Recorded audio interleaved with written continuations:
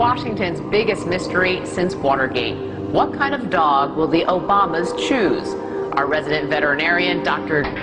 We have to pass the bill so that you can find out what is in it.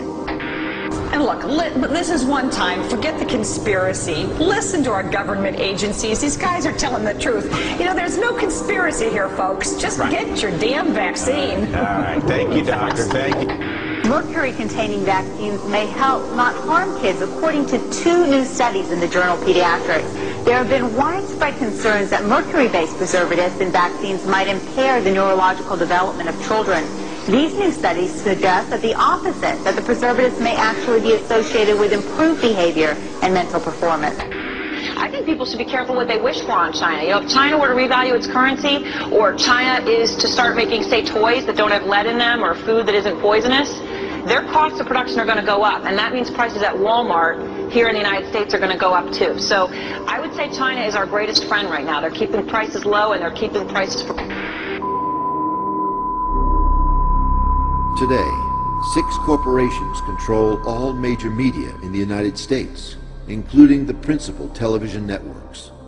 These 6 corporate entities, in turn, control the information being broadcast on a daily basis. The average American adult watches more than 4 hours of television each day. The constant flow of entertainment, news, and information that is consumed by the American public shapes their perception of the reality in which they live. By controlling the dissemination of information, broadcasters and their corporate heads are able to control the masses. The constant, carefully shaped messages on television guide the public to predetermined conclusions. Therefore, TV has become a weapon of mass persuasion. In order to take back our minds and our lives, we must first unplug the signal. Turn off your televisions, cancel your cable and satellite subscriptions, seek alternative news sources, spend time with your family, and connect with your neighbors and local community. Discuss and learn. Allow new information to challenge your thoughts and opinions. When we unplug the signal, we begin to realize that the world matrix that surrounds us is false. Many things we once thought of as true are lies. Never let us forget the truth will not be televised. What do I need to know about children and television? Television has its good sides. It can be entertaining and educational, and can open up new worlds for kids, giving them a chance to travel the globe, learn about different cultures, and gain exposure to ideas they may never encounter in their own community. Shows with a pro-social message can have a positive effect on kids' behavior. Programs with positive role models can influence viewers to make positive lifestyle changes. However, and more ominously, the reverse can also be true. Kids are likely to learn things from TV that parents don't want them to learn. TV can affect kids' health, behavior, and family life in negative ways. It's worthwhile for parents to think about what role they want TV to play in their family. Consider, a great deal is known about children and television. Because there have been thousands of studies on this subject, researchers have studied how TV affects kids' sleep, weight, grades, behavior, and more. It's worth looking at what the research says when deciding how to manage television in your family. Spending time watching TV can take time away from healthy activities like playing outside with friends, eating dinner together as a family, or reading. TV time also takes away from participating in sports, music, arts, and other activities that require practice to become skillful. TV viewers start earlier than other forms of media, often beginning before age 2. In recent years, TV, video, and DVD programs geared to babies and toddlers have come on the market, and now even a cable channel for babies. We don't know yet what effect TV viewing by babies may have on their development. We do know that time spent watching TV replaces time spent interacting with caregivers and other children. Social interaction is critical to a baby's health and development. How big a presence is TV in kids' lives? TV viewing among kids is at an 8-year high. On average, children 2 to 5 spend 32 hours a week in front of a TV watching television, DVDs, DVRs, and videos, and using game consoles. Kids ages 6 to 11 spend about 28 hours a week in front of the TV. The vast majority of this viewing, 97%, is of live TV. 71% of 8 to 18-year-olds have a TV in their bedroom. 54% have a DVD VCR player. 37% have cable TV or satellite. 20% have premium channels. Father and daughter watching TV media technology now offers more ways to access TV content, such as on the internet, cell phones, and iPods. This has led to an increase in time spent viewing TV, even as TV set viewing has declined by 41%. In about 2/3 of households, the TV is usually on during meals. In 53% of households of 7th to 12th graders, there are no rules about TV watching. In 51% of households, the TV is on most of the time. Kids with a TV in their bedroom spend on average 1.5 more hours per day watching TV, with kids that do not have TVs in their bedroom. Many parents encourage their toddlers to watch TV. As you can see, if your child is typical, TV is playing a very big role in their life. Here are some key research findings to keep in mind as you decide what kind of role you want TV to play in your family. TV viewing is probably replacing activities in your child's life that you would rather have them do, things like playing with friends, being physically active, getting fresh air, reading, playing imaginatively, doing homework, and doing chores. Kids who spend more time watching TV, both with and without parents and siblings present, spend less time interacting with family members. Excessive TV viewing can contribute to poor grades, sleep problems, behavior problems, obesity, and risky behavior. Most children's programming does not teach what parents say they want their children to learn. Many shows are filled with stereotypes, violent solutions to problems, and mean behavior. Advertisers target kids on average. Children see tens of thousands of TV commercials each year.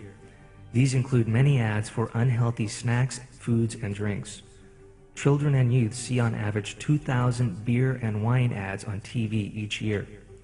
Kids see favorite characters smoking, drinking, and involved in sexual situations and other risky behavior. Does TV affect children's brain development? With television programs and even a cable channel designed and marketed specifically for babies, whether kids under 2 years of age should be watching becomes an important question. While we are learning more all the time about early brain development, we do not yet have a clear idea of how television may affect it.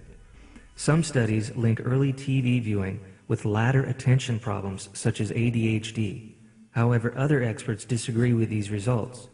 One study found that TV viewing before age 3 slightly hurt several measures of later cognitive development, but that between ages 3 and 5 it is slightly helped by reading scores. The American Academy of Pediatrics takes a better safe than sorry stance on TV viewing for young children. It may be tempting to put your infant or toddler in front of the television, especially to watch shows created just for children under age 2. But the American Academy of Pediatrics says, don't do it. These early years are crucial in a child's development. The Academy is concerned about the impact of television programming intended for children younger than age 2 and how it could affect your child's development.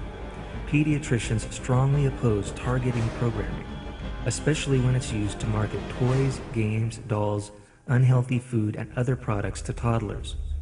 Any positive effect of television on infants and toddlers is still open to question, but the benefits of parent-children interaction are proven. Under age 2, talking, singing, reading, and listening to music or playing are far more important to a child's development than any television show. In addition, TV can discourage and replace reading. Reading requires much more thinking than television, and we know that reading fosters young people's healthy brain development. Kids from families that have the TV on a lot spend less time reading and being read to, and are less likely to be able to read. What about TV and aggressive or violent behavior? Literally thousands of studies since the 1950s have asked whether there is a link between exposure to media violence and violent behavior. All but 18 of these have answered yes. The evidence from research is overwhelming. According to the AAP, extensive research evidence indicates that media violence can contribute to aggressive behavior, desensitization to violence, nightmares, and fear of being harmed. Watching violent shows is also linked with having less empathy towards others. On average, an American child will see 200,000 violent acts and 16,000 murders on television by the age of 18. Two-thirds of all programming contains violence. Programs designed for children more often contain violence than adults. Most violent acts go unpunished on television and are often accompanied by humor. The consequences of human suffering and loss are rarely depicted. Many shows glamorize violence. Television often promotes violent acts as a fun and effective way to get what you want without consequences. Even in G-rated animated movies and DVDs, violence is common, often as a way for the good characters to solve their problems. Every single U.S. animated feature film produced between 1937 and 1999 contained violence, and the amount of violence with the intent to injure has increased over the years. Even good guys beating up bad guys gives a message that violence is normal and okay. Many children will try to be like their good guy heroes in their play. Children imitate the violence they see on TV. Children under age 8 cannot always tell the difference between reality and fantasy, making them more vulnerable to learning from and adopting as reality the violence they see on TV. Repeated exposure to TV violence makes children less sensitive towards its effects on victims and the human suffering it causes. A University of Michigan researcher demonstrated that watching violent media can affect willingness to help others in need. A 15-year-long study by University of Michigan researcher found that the link between childhood TV violence viewing and aggressive and violent behavior persists into adulthood. A 17-year-long study found that teenage boys who grew up watching more TV each day are more likely to commit acts of violence than those who watch less.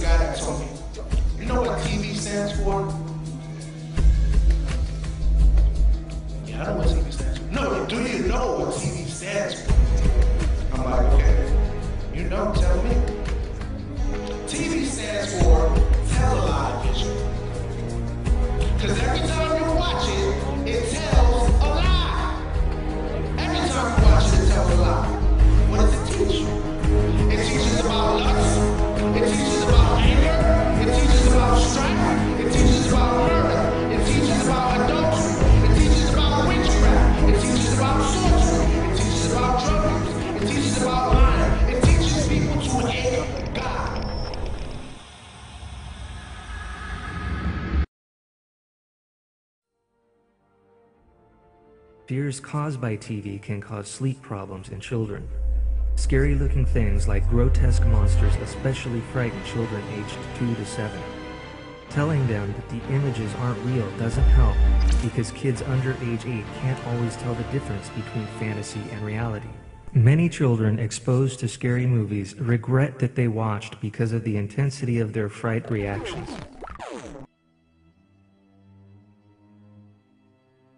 That they may be a victim of violence or a natural disaster. Violent threats shown on TV can cause school-aged kids 8 to 12 to feel fright and worry. When the threat is shown as news, it creates stronger fear.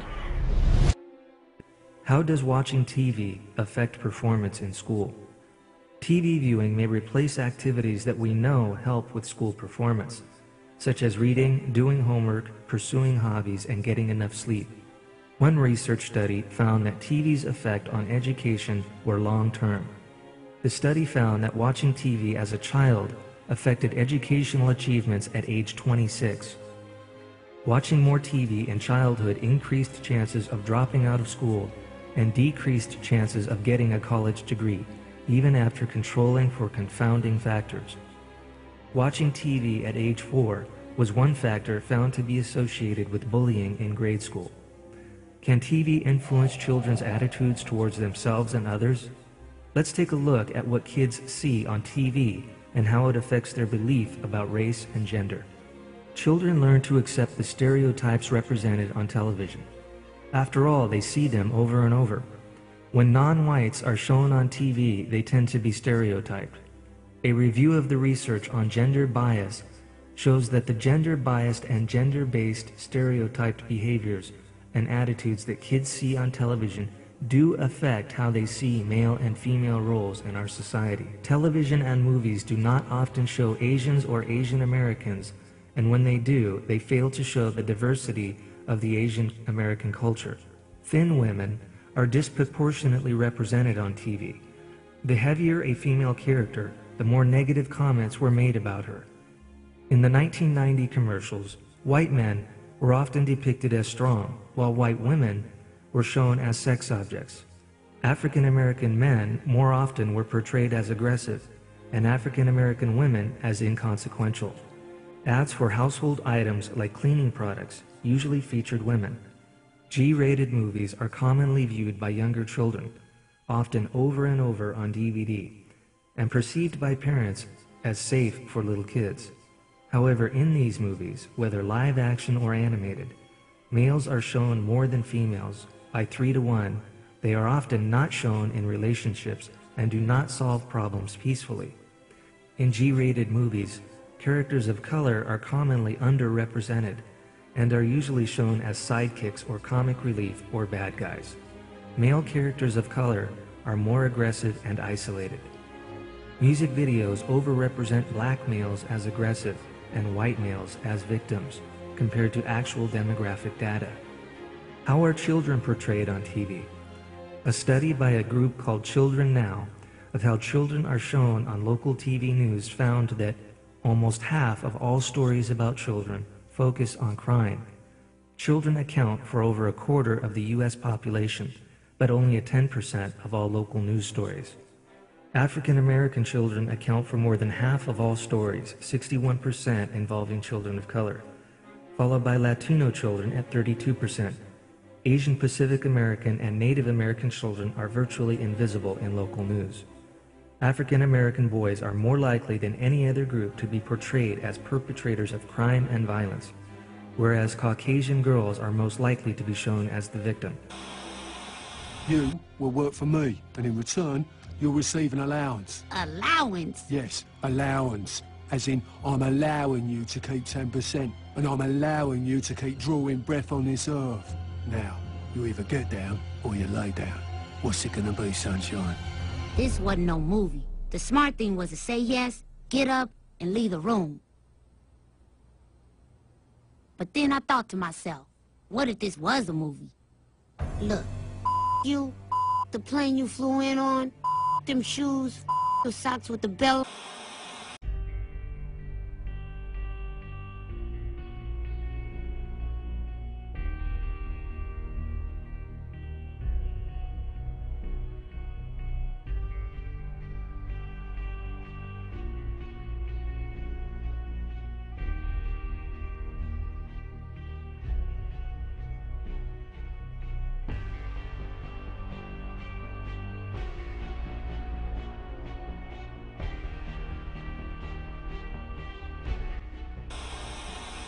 Neuro-linguistic programming. Neuro refers to the brain and the neural network that feeds the brain. Neurons, or nerve cells, are the working units used by the nervous system to send, receive, and store signals that add up to information. Linguistics refers to the content, both verbal and nonverbal, that moves across and through these pathways. Programming is the way the content or signal is manipulated to convert it into useful information. The brain may direct the signal, sequence it, and change it based on our prior experience, or connect it to some other experience we have stored in our brain to convert it into thinking patterns and behaviors that are the essence of our experience of life. Our experience and feelings affects the way we react to external stimuli. Let me illustrate. If I am afraid of snakes, the impulse I get if I see a snake or even hear the sound closely resembling that of a snake is to feel total fright. This is because I was born in an area infested with several deadly snakes. One day, a boy from my neighborhood came to our house. He knocked on the door. He wanted to show me the prize catch he had in his hand. He was holding it like it was a pet cat. For him, it was a pet. So it gave him a lot of joy to hold one. To me, it gave me a migraine headache. Both myself and my neighborhood boy saw the same thing. The same original signal was passed to our brains.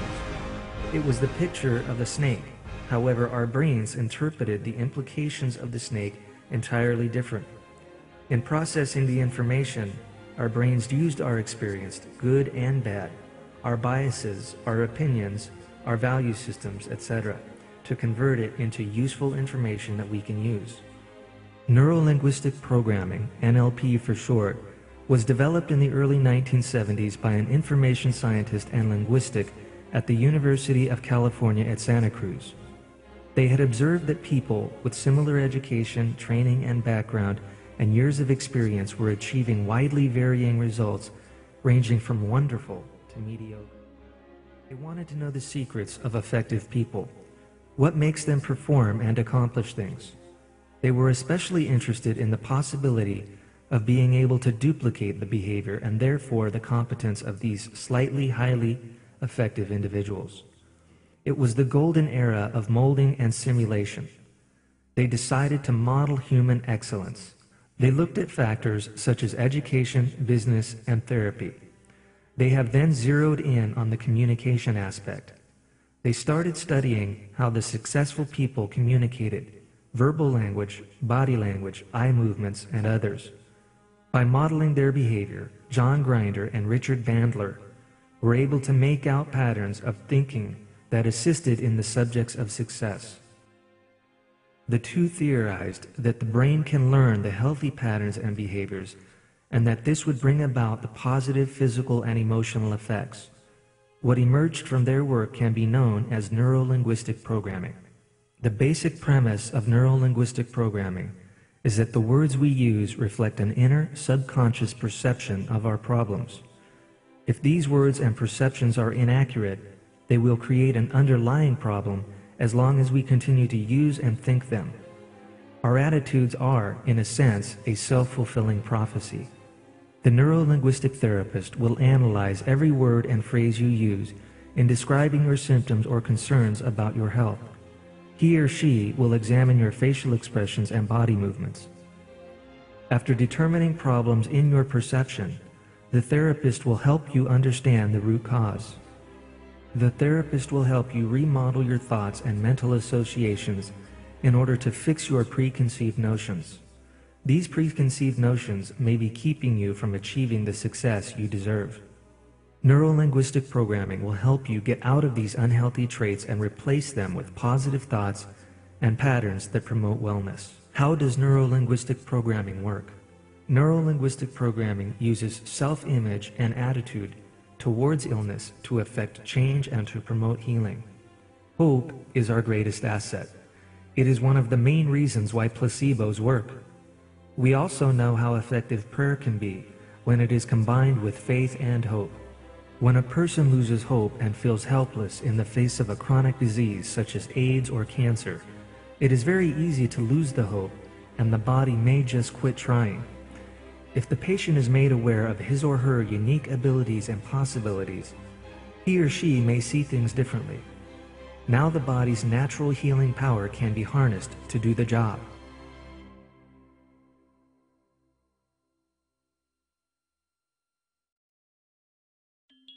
Television programming and Benjamin Carson. The viewer of this program may feel as though the stern recommendations against TV programming is unfounded. However, based on solid research, we found that reduced viewing of TV helped many people develop their potential to become successful individuals that benefited society. Consider the interesting biography of renowned neurosurgeon Benjamin Carson and how television affected his life. Benjamin Carson was born in Detroit, Michigan. His mother, Sonia, had dropped out of school in the 3rd grade and married when she was only 13. When Benjamin Carson was only 8, his parents divorced and Mrs. Carson was left to raise Benjamin and his older brother Curtis on her own. She worked at 2, sometimes 3 jobs at a time to provide for her boys. Benjamin and his brother fell farther and farther behind in school. In 5th grade, Carson was at the bottom of his class. His classmates called him dummy, and he developed a violent, uncontrollable temper. When Mrs. Carson saw Benjamin's failing grades, she determined to turn her son's lives around. She sharply limited the boys' television watching and refused to let them play outside until they had finished their homework each day. She required them to read 2 library books a week and to give her written reports on their reading, even though, with her own poor education, she could barely read what they had written. Within a few weeks, Carson astonished his classmates by identifying rock samples his teacher had brought to class. He recognized them from one of the books he had read. It was at that moment that I realized I wasn't stupid, he recalled later. Carson continued to amaze his classmates with his newfound knowledge, and within a year, he was at the top of his class. The hunger for knowledge had taken hold of him, and he began to read voraciously on all subjects. He determined to become a physician, and he learned to control the violent temper that still threatened his future. After graduating with honors from his high school, he attended Yale University, where he earned a degree in psychology.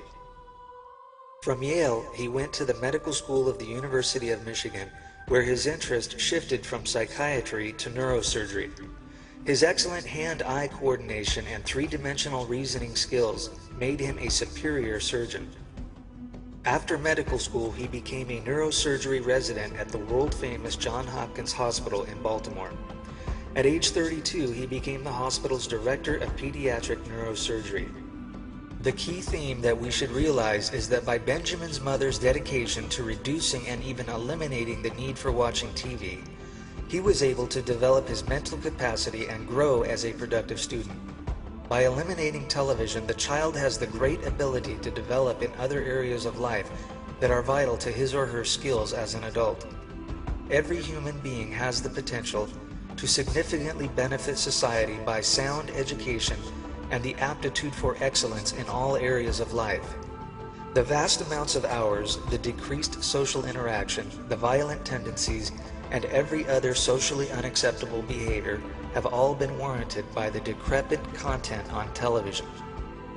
Society must uphold a standard as to what is acceptable for humanity instead of allowing the large corporations catering to debased values to propagate the masses with the vilest elements of immorality. But all is not lost. However simple it may seem, with an acceptance of the truth, we can potentially change the history of our past and the upcoming future of our children if we simply turn off the TV. Seek alternative forms of information and do not make the corporate entities richer with useless content often dedicated to social vanities. As the great books of wisdom have stated, happy is the man that finds wisdom and the man that gets understanding. Proverbs 3:13. Let us help humanity by turning off TV and seeking divine wisdom in all that we do in life. Wisdom is the principal thing, therefore get wisdom, and with all thy getting, get understanding. Proverbs 4:9. The Creator has endowed humanity with wonderful talent and creativity. With this creativity comes the potential risk of good and evil in whatever new form of technology that comes in the progressing years. When we use our talents to benefit society, we can attain to heights that would bring the world joy beyond measure. Please turn off the TV and reflect on what you have just watched. And always remember, truth doesn't fear investigation.